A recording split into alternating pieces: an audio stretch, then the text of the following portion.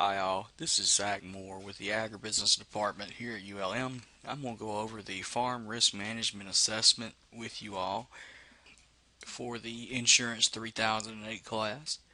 This survey is very similar to the one that you've already seen for the other types of business. There are a few different questions that we're going to ask to the farms here, but if you've watched the other video already, this one's fairly similar, and we will just go over what differences there are. So this is going to be a pretty short video.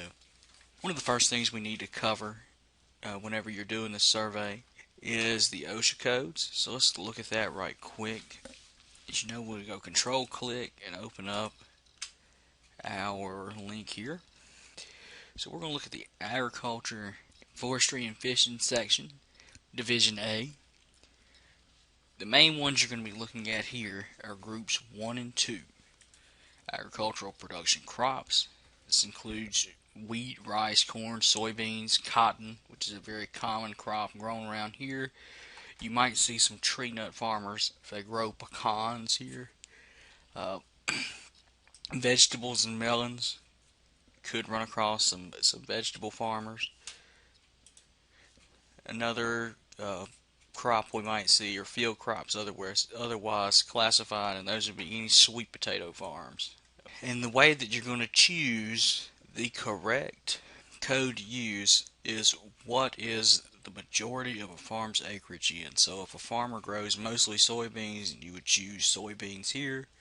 Or if they grow mostly sweet potatoes, you would choose field crops except cash grains, not otherwise classified. Right here, 0139.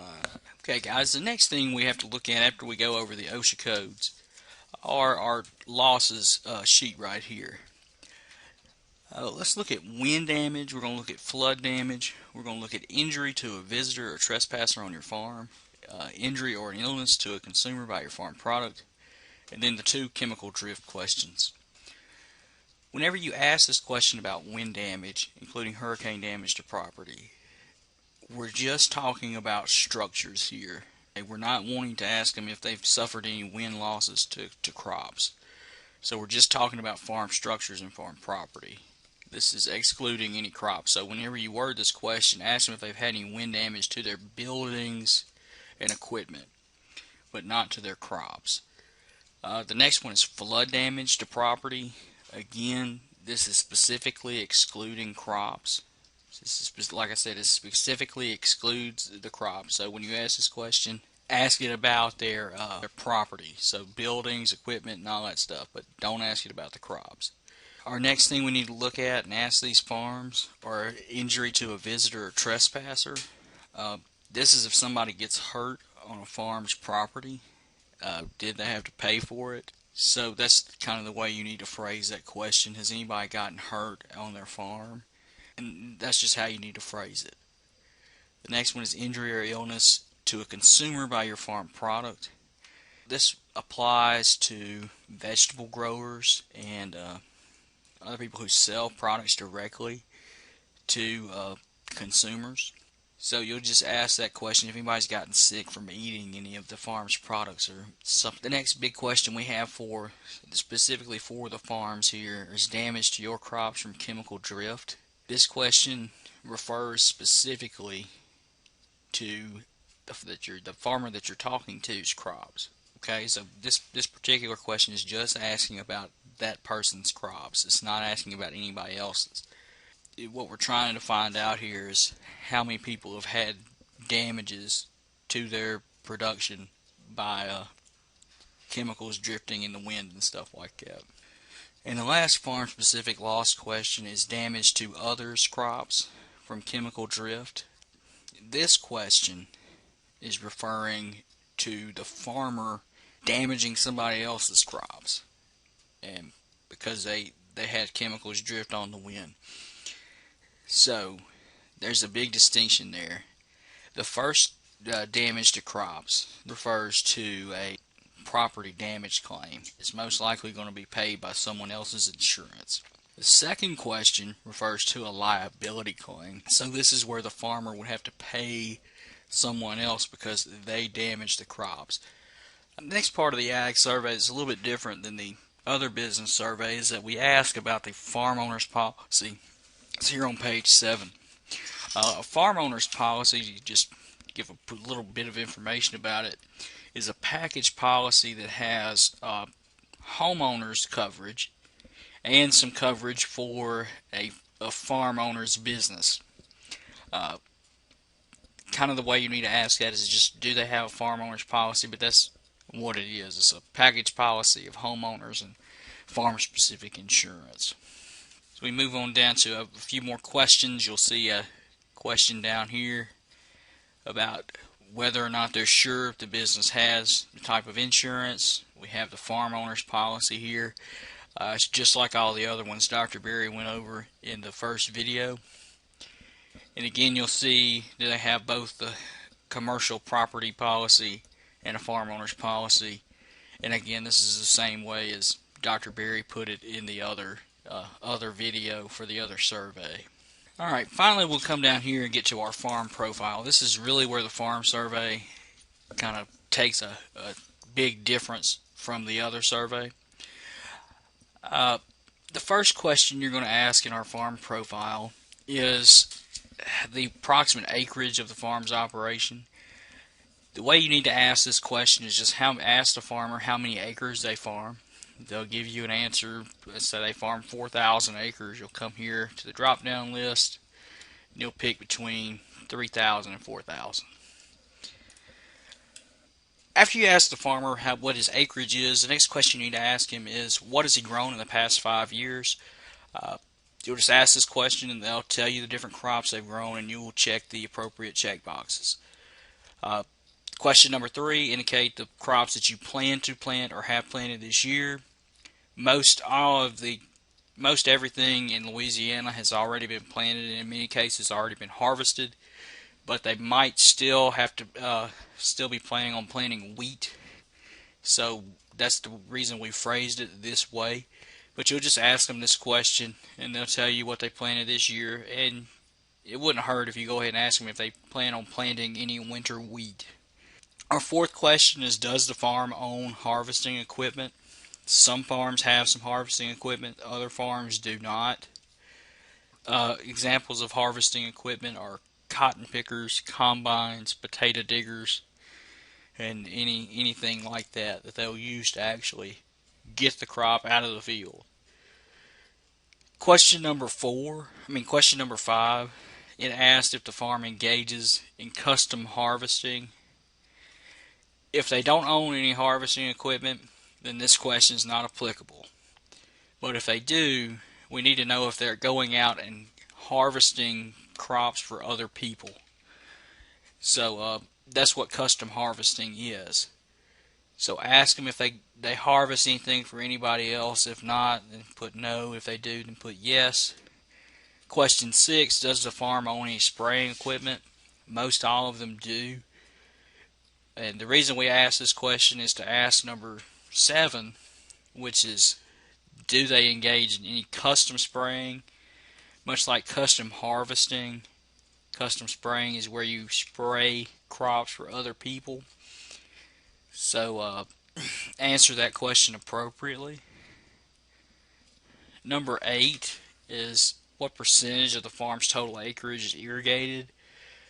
Just ask them that question. Then we have a little drop down box you can pick from. It's just a percentage, just a roundabout guess is all we need here.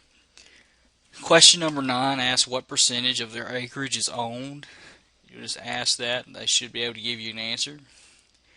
After you ask number 9, we go to number 10. If you have any rented or leased acreage, do you use any of the following types of leases? And then we have 3 types here, then we have not applicable. The only way you'll pick not applicable is if they own 100% of the land that they farm. Okay? So the only way it's not applicable is if they own 100% of the land that they farm. The other 3 are different kinds of leases, and let's go over those right quick. First, we have a cash lease, which is where a farmer will pay a landowner a certain amount of money per acre to farm the land. Second, we have a share lease, which is where a farmer gives a certain percentage of the crops harvested to the landowner in rent. Then we have a flexible lease, which is a combination of the two. Okay? So cash is just like it says. You get a cash payment to rent the land. Share, it means that the landowner gets a share of the crop. Flexible is a mixture of those two. The last question we ask deals with the farm's exposure to the direct sales of food. What do we mean by direct sales?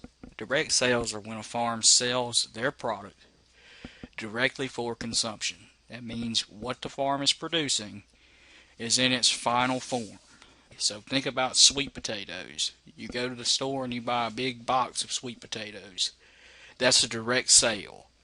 The farm is growing sweet potatoes, they're putting them in a box, and then they're selling them to a store to be sold to the consumer. If a product is not going to be sold in its direct form, then the farm does not have a direct sales exposure.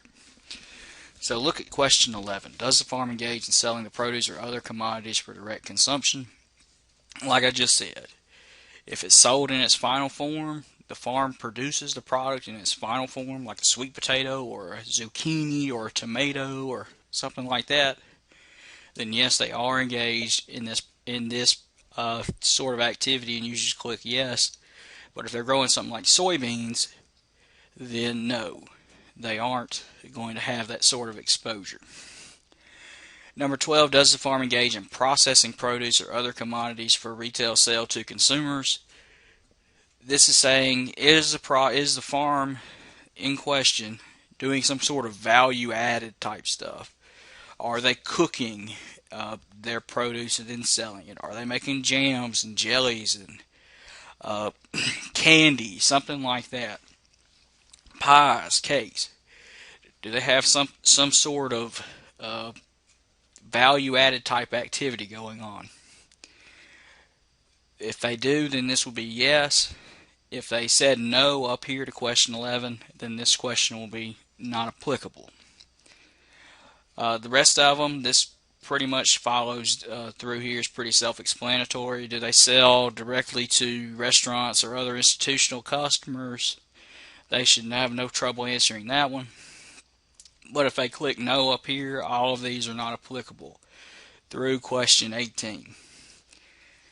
So that's kind of how this goes. This is pretty self-explanatory stuff. We get to number 19, 20, 21, and 22.